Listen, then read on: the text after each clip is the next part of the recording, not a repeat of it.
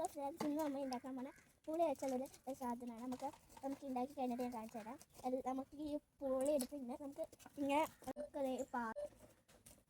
നമ്മളിനി പുളി എടുത്ത് കട്ട് ചെയ്തിട്ട് ഈ പാത്രത്തിൽ ഇട്ടുക. എന്നിട്ട് നമ്മൾ 4 എണ്ണം എടുത്തിട്ട് നമ്മളിങ്ങനെ ഇത് കട്ട് ചെയ്യണം.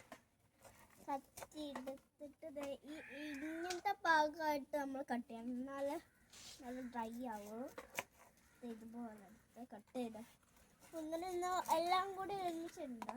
ഇത് ഇങ്ങനെ ഓരോന്നായി നമുക്കിത് ഇതുപോലെ കട്ട് ചെയ്താക്കാം. കട്ട് ചെയ്തിട്ടുണ്ട്. ഇനി നമുക്കിനി നമുക്ക് ഇച്ചിരി വെള്ളം വേണം. നമുക്ക് വെള്ളം എണ്ണ എടുത്തിട്ടുണ്ട്. ഇനി നമുക്ക് അത് എണ്ണ ഇതിട്ടൊന്ന് ഒഴിച്ചു കൊടുക്കാം.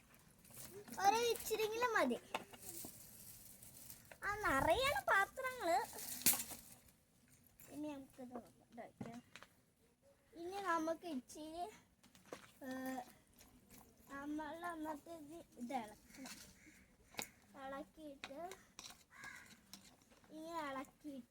എന്നിട്ട് നമ്മൾക്ക് ഇനി ഇത് അടിച്ചിടാം. എന്നാൽ ഇച്ചിരി വേവുള്ളൂ. പിന്നെ ഞാൻ പറയാം പിന്നെ നമുക്കിത് തുറന്നിട്ട് ഇതിട്ട് ഇച്ചിരി ഇതിട്ട് കൊടുക്കാം.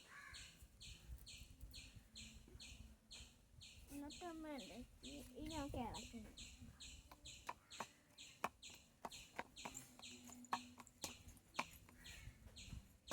എന്നിട്ട് നമുക്കിത് സൈഡിട്ട് വയ്ക്കാം. ഇനി ഇച്ചിരി നമുക്ക് ചെമ്പരത്തി ഈ ഇല വേണം. ഇതെന്നെ വീട്ടിൽ ഞാൻ വളർത്തിയതാണ്. ഇത് പച്ചക്കറിക്ക് നമ്മൾ കഴിക്കുമ്പോഴെല്ലാം ഉപയോഗിക്കാൻ പറ്റുന്നു.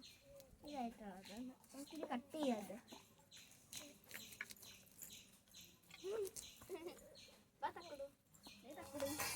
നമ്മളങ്ങനെ കട്ട് ചെയ്തിട്ടുണ്ട്. അങ്ങനെ ഫുൾ കട്ട് ചെയ്യണ്ട. നമുക്ക് ഇച്ചിരി കട്ട് ചെയ്ത് ഇങ്ങനെ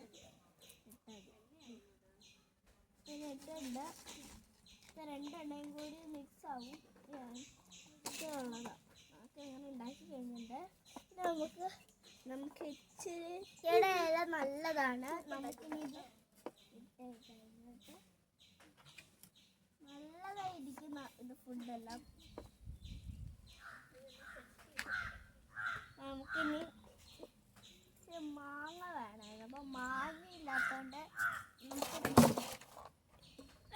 നമുക്ക് ഇനി അത് ഇച്ചിരി 2 സ്പൂൺ എണ്ണം. എന്നിട്ട് നമുക്ക് മിക്സ്